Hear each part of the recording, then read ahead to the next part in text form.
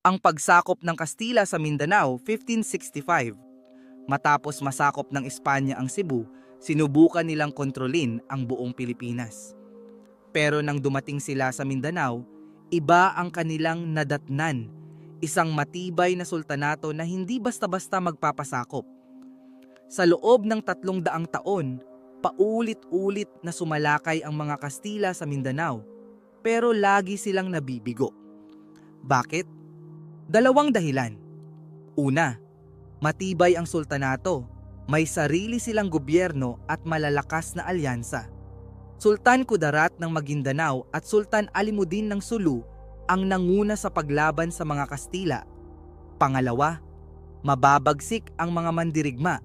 Ang mga Moro warriors ay bihasa sa digmaan. Sanay sa kris at kampilan, mabilis sa pagsalakay at hindi natatakot lumaban. 1630s. Sinubukan ng Espanya na sakupin ang Maguindanao, pero sinalubong sila ng sundalo ni Sultan Kudarat. 1750s.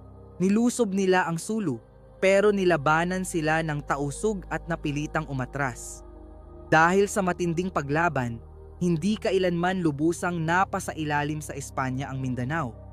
Sa halip, pumasok ang mga Kastila sa kasunduan sa mga sultan, pero hindi nila nagawang wasakin ang paglaban ng mga Muslim. At noong 1898, nang matalo ang Espanya sa digmaang Pilipino-Amerikano, hindi sila ang nagtagumpay sa Mindanao. Dahil sumunod naman ang bagong mananakop, ang Amerika.